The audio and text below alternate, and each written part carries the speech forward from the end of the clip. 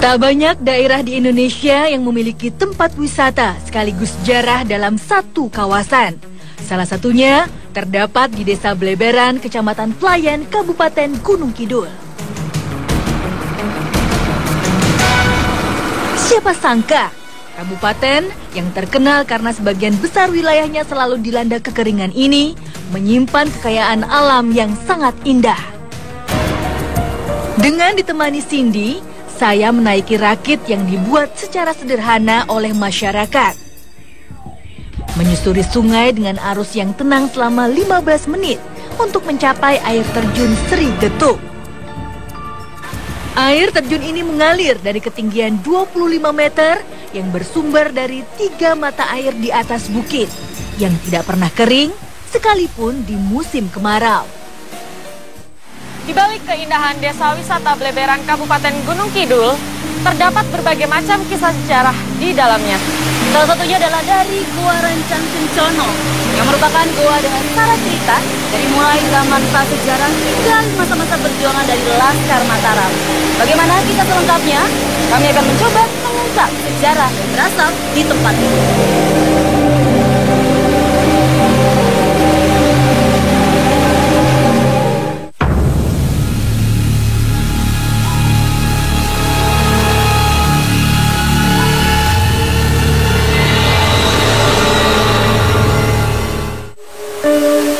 Berkembang kisah, di tempat ini sering terdengar suara ketukan alunan musik saat hujan tiba.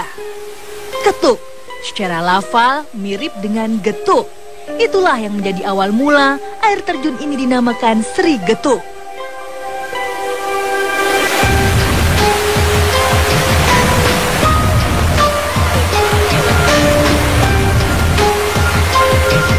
Tak jauh dari air terjun Sri Getuk, terdapat sebuah gua purba yang diperkirakan telah berusia ribuan tahun. Masyarakat menyebutnya dengan nama Gua Rancang Kencono.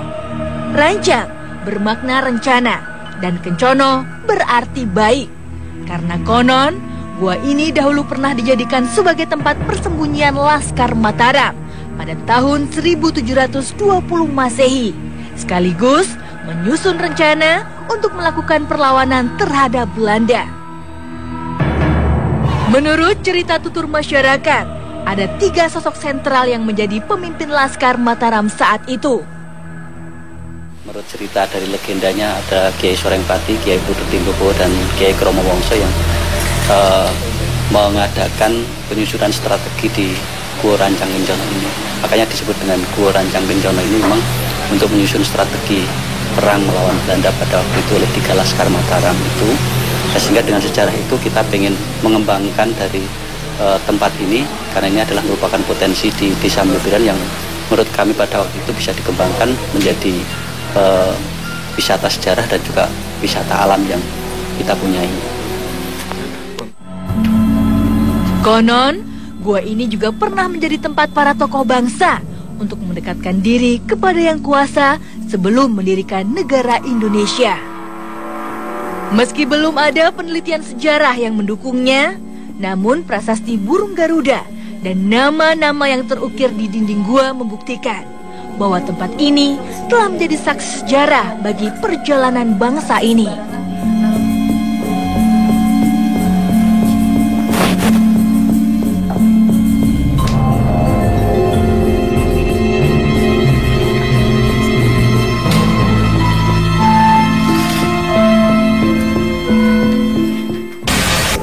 Saya dan Cindy pun bertemu dengan Pak Aryo, sejarawan yang akan menjawab semua rasa penasaran terkait cerita Gua Rancang Kencono. Penasaran mengenai sejarah dari Gua Rancang Kencana ini seperti apa, Pak? Gua ini mulai populer karena di sini dulu menjadi tempat pertemuan para kasatria Mataram zaman Kartosuro untuk merancang sebuah perlawanan terhadap VOC. Dan waktu itu yang bekerja sama dengan Amangkurat Jawi. Kalau menurut folklornya, 3 tokoh yang berada di sini yang merancang pertemuan untuk melawan VOC itu ada 3, Sorengpati, terus Putut Lingga Bawah, Terus yang ketiga Krama Wangsa, Kromo Wongso kalau orang sini sebut ya. Itu folklore yang hidup di sini, itu nama samaran. Tinjauan sejarah saya perkirakan bahwa Soreng Pati itu adalah Pangeran Blitar. Terus Putut Linggabawa itu adalah Diponegoro, tapi ini bukan Diponegoro Perang Jawa. Ini pada zaman Mataram Kartosuro. Jadi sekitar tahun 1720. Mereka kemudian menyerang balik ke Kartosuro, melawan VOC dan melawan tentunya juga Amangkurat-Jawi sebagai raja bentukan VOC. Nah, maka sini sangat populer.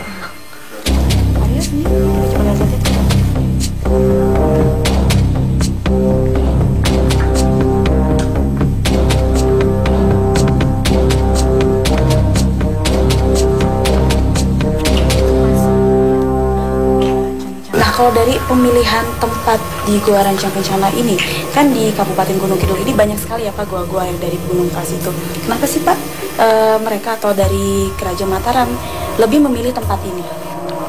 Gunung Kidul ini punya banyak gua di bawah tanah, punya banyak sungai di bawah tanah, sehingga secara strategis ideal untuk bersembunyi. Sehingga sejak zaman Majapahit dulu itu tempat bersembunyi atau berlarinya itu kebanyakan ke sebagian besar ke arah Gunung Kidul, dan itu sampai zaman Mataram pola itu diikuti karena di sini di bawah itu kadang ada air sungainya, jadi tidak perlu keluar. Baik Pak Aryo, terima kasih atas penjelasannya. Ya, sama-sama, mudah-mudahan berguna. Sungguh sebuah cerita sejarah yang luar biasa. Dapatkah kami memperoleh informasi lebih dalam tentang gua ini?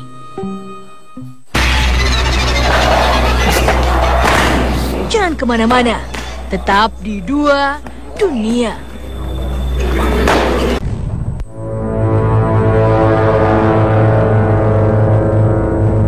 Nah Jen, sekarang kita sudah berada di dalam goa yang menjadi tempat wisata sejarah di Kabupaten Gunung Kidul.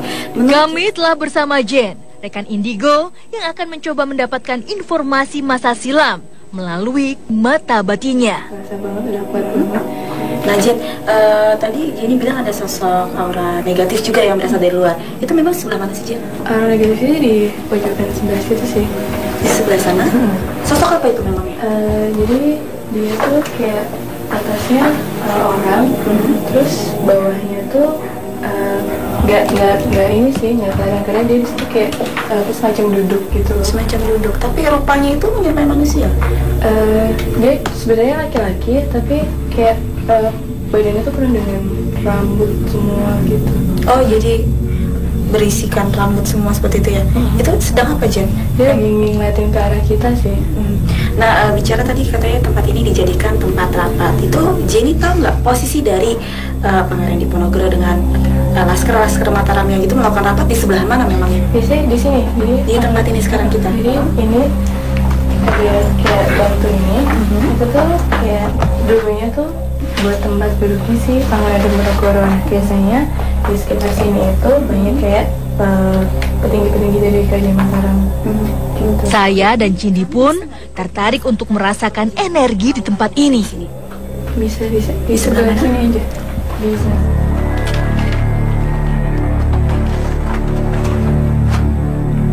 Soalnya dia nggak suka dengan keberadaan kita gitu loh. Kayak merasa tempatnya itu terganggu. Saya sih ngerasa kayak ada getaran di tangan. Ini tangan saya dibawa gerak sendiri sih. Ini kenapa ya? Itu emang dari si mangkok yang tadi aku lihat itu. Apakah ada gesekan energi seperti itu ya? Tapi ini nggak apa-apa kan? Nggak apa-apa.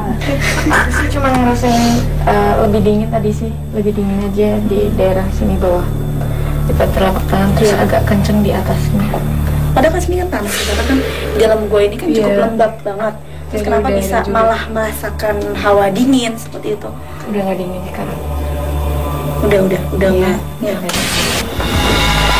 Nah, Mas Jalak, tadi ketika kami sedang melakukan pendeteksian di dalam gua, ini Mas Jalak mencoba memvisualisasikan apa, Mas? flashback ketika mereka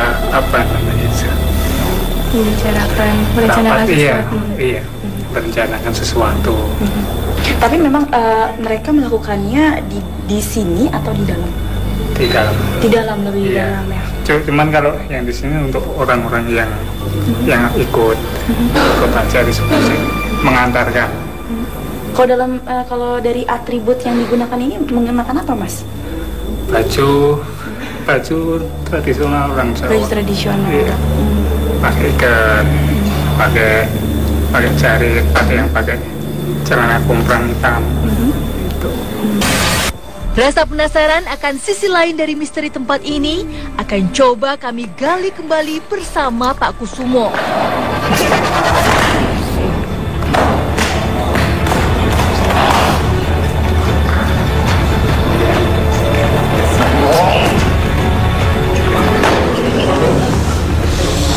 Tampaknya makhluk-makhluk di gua ini begitu beringas. Mereka tak suka dengan kehadiran kami. Ini saya dengan siapa ya, Gia?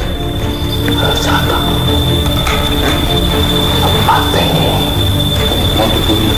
Ya jangan dong. Jangan, kita kan cuma mau nanya di sini tuh. Kami datang baik-baik kok. Apa nih? Nggak ada niat sama sekali untuk jahat di sini. Apalagi Mas. Keluarin seluruh kesaktiannya.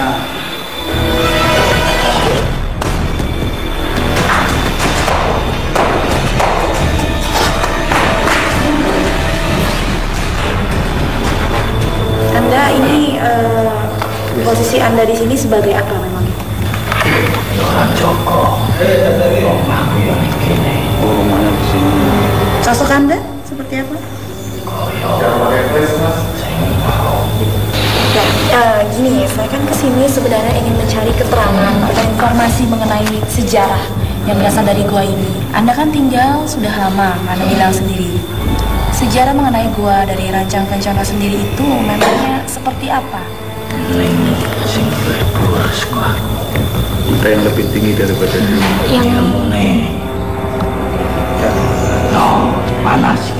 Ya, udah keluar kamu. Saatnya makhluk ini lepas dari raga mediator kami. Tapi ini sebenarnya Makhluk apa yang merasuki raga mediator? Siluman. Siluman. Sekitaran siluman. dari postur tubuhnya sendiri memang menyerupai manusia atau agak Seperti ini. lebih Cuman karuan dia kayaknya? memang agak bungkuk. Agak bungkuk. Tapi ini apa nih Mas yang runcing ini? Kulit, tapi dia Oh, kulitnya. segini tajam gitu. Jadi kayak taring seperti itu. Iya, mirip taring. Atributnya menggunakan apa ini? Kain selang-seling warna merah sama putih, merah putih. Merah putih. Yang sebelah sininya diselempangkan Iya, seperti ini. selempangan saja. Matanya juga Iya. agak lebih besar ya Iya. dibanding Dan hijau warnanya. warna hijau seperti itu. Hijau. Baik Mas Jalak, terima kasih. Mari. Terima kasih Mas. Karena belum mendapat informasi yang utuh, makhluk gaib di tempat ini kembali kami hadirkan.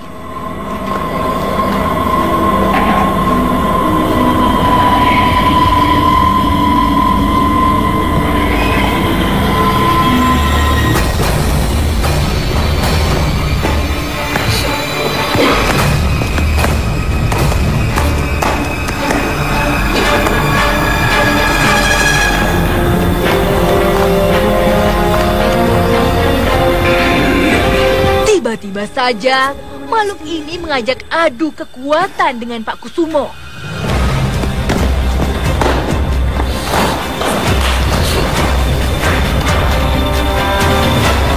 Nampaknya mediator ini sulit sekali untuk dikendalikan oleh kami. Dan nampaknya dia mencoba menyerang kami. Proses.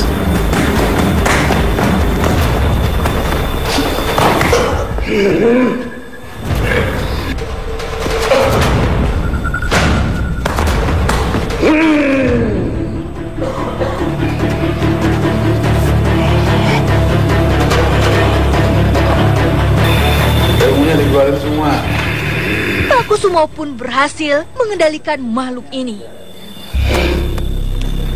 Siapa namanya nih? Sebelumnya Anda siapa? Satrongga. Gua ini dulu dipakai untuk apa? Ya, kisahnya seperti apa memangnya tentang Gua Rancang Kencana ini? Tempat ini dipakai buat apa? Gimana? Pelarian untuk persembunyian.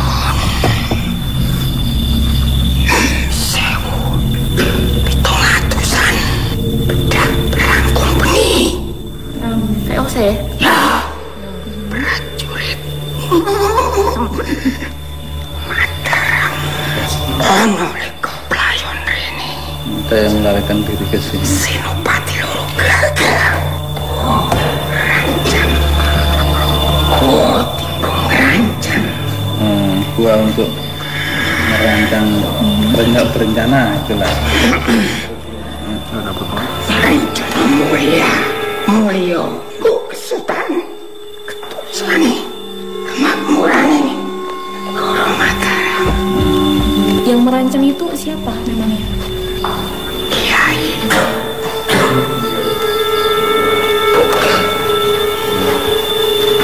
Linggopuwo. Beliau siapa? Karo Kiai Sorengpati. Waktu itu memang kondisinya, situasinya tuh seperti apa memangnya? Mataram isringke serangan berontak sandi negara dewe kue pengkhianat. Posisinya waktu mereka merancang rencana itu di sebelah mana memang?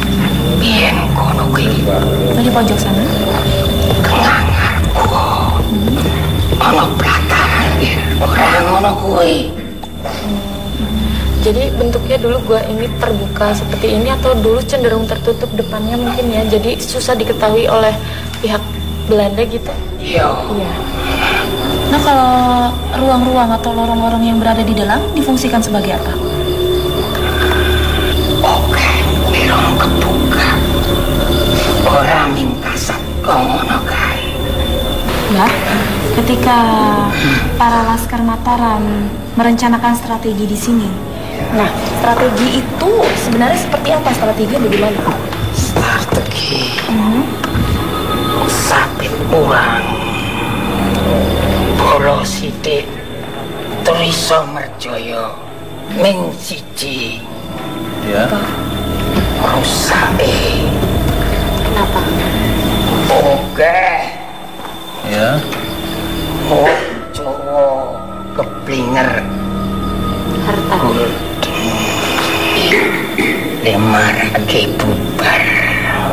Tapi dua orang yang merancang perang itu beliaunya gugur apa selamat waktu itu?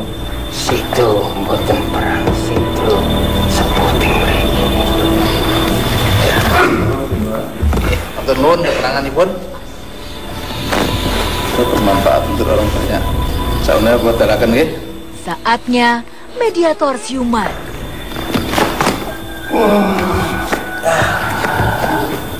Mas, jarak dari mediumisasi tadi, sosok makhluk apa yang bisa digambarkan? Asap, mirip-mirip asap, tapi bagian sininya mirip kayak apa ya? Kambing mungkin. Kambing. Tulang ya, tulang putih semua, tulang tirus gitu.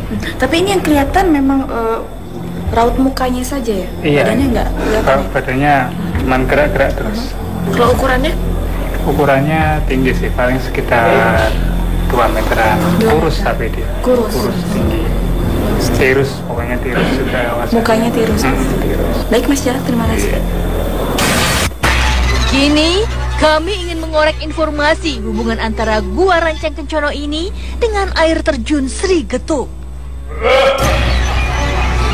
Tetap di Dua Dunia.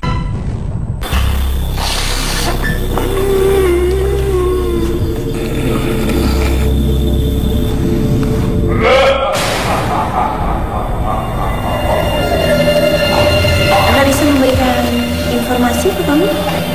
Jadi Anda berasal dari mana memang?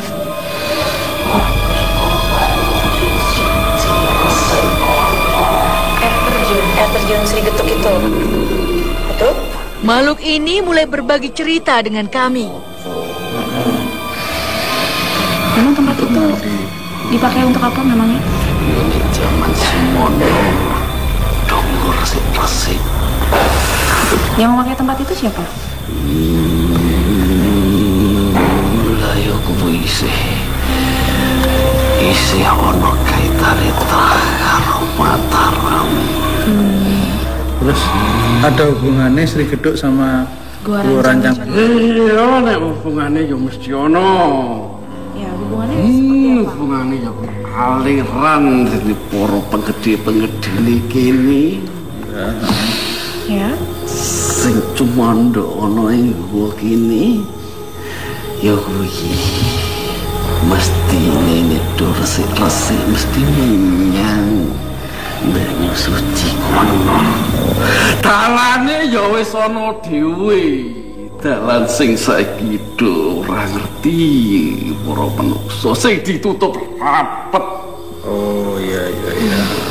Ini kan di situ ada mitos bahwa sering terdengar bunyi-bunyi gamelan.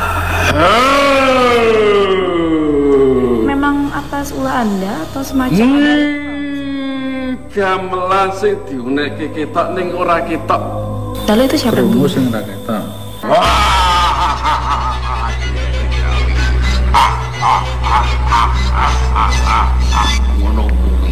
Tapi kenapa ya masyarakat di sini mendengar bunyi-bunyi gamelan seperti itu pada saat waktu hujan aja? Ya kuwi pas ya hutan digawe hutan. Ya, kali dah. Iya, balekno aku. Dirasa cukup informasi kami dapatkan, makhluk ini pun akhirnya pamit pergi. Bentuknya seperti apa ya? Bentuknya seperti manusia biasa, cuman hijau agak kemerahan. Warna kulitnya? Warna kulit. Mengenakan atribut apa ini? Ini perak seperti ini. Itu semacam mahkota atau bagaimana? Semacam mahkota, semacam logam gitu. Pakaian cuman pakaian putih panjang. Putih panjang. Ukuran postur tubuhnya semana? Biasa ukuran manusia paling sekitar 180 cm lah. 180 ya, seperti orang dulu ya Mas. Baik Mas Jalak, terima kasih.